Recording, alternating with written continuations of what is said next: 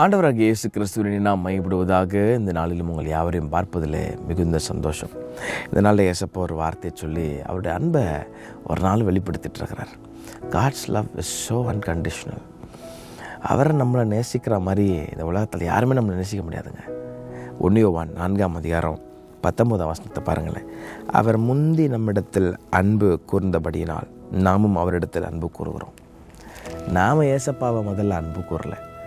பைபிளில் ரொம்ப அழகாக வசனம் சொல்லுது, நம் பாவிகளாக இருக்கையில் கிறிஸ்து நமக்காக அன்பு கூர்ந்தார், நமக்காக பலியானார்.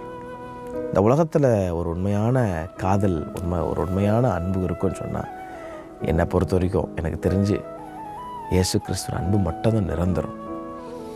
எனக்கு பொல்லாத பிசாசு அந்த அன்பை வேறு விதத்தில் யூஸ் பண்ணி இன்றைக்கி வாலிபர்கள் பாவம் போய் வேறு இடத்துல சிக்கி கொண்டிருக்கிறாங்க.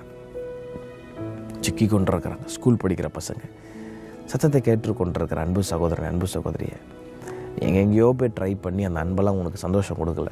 உன் இருதயத்தை உடைக்க தான் செஞ்சிச்சு, உன் ட்ரஸ்ட்டை எடுத்து போட தான் செஞ்சிச்சு. ஆனால் இந்த அன்பு நாம் அவரை தெரிந்து கொள்ளலையா, அவர் நம்மை தெரிந்து கொண்டார். முன்னாடியே நம்மளை நேசிச்சிருக்கிறார். 9 தம்முடைய ஒரே பேரான குமாரனாலே நாம் பிழைத்திருக்கும்படி தேவன் அவரை உலகத்தில் அனுப்பினதினால் தேவன் நம்மேல் வைத்த அன்பு வெளிப்பட்டது.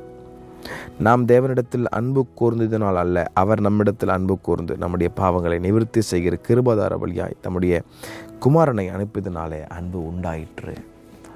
இயேசு கிறிஸ்துவின் அன்பு விலையேறப்பட்டது. அதில் ஆழம், அகலம், உயரம், அதை as far as east and the west, பூமிக்கு வானம் எவ்வளோ தூரம், அதை யாரும் அழக முடியும், மட்டைப்படுத்தி அழக முடியாது. அந்த இயேசுவின் அன்பு இந்த உலகத்தில் இருக்கிற என்ன எப்பேற்பட்ட மனுஷன், அவரால் மன்னிக்கக்கூடாத ஒரு பாவம் இந்த உலகத்தில் இல்லை, அவரால் மாற்ற முடியாத மனுஷன் இந்த உலகத்தில் யாருமே இல்லை. இந்த இயேசுவின் அன்பை ஒருத்தன் உணர்ந்துட்டான்னு சொன்னால் அவன் ஒரு நாளாக இயேசு விட்டு பின்வாங்கவே மாட்டான்.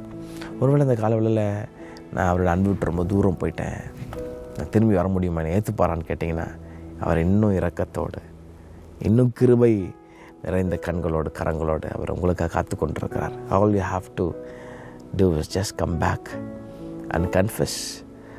அவர்கிட்ட ஏசப்பா என்னை ஒப்பு கொடுக்குறேன்னு ஒரு வாரத்தை ஒப்பு கொடுக்குறேன்னு சொல்லிட்டிங்கனாலே போதுங்க. அதுக்கப்புறம் அவர் கண்ட்ரோல் பண்ணுறார். ரெபல் பண்ணாதீங்க. பிசாசு ரெபல் பண்ண வைப்பான், கில்ட்டை கொடுத்துரும். போனால் எப்படி ஏற்றுக்க மாட்டார், அப்படியே யோசிச்சு அப்படியே உட்காந்துக்கூடாது.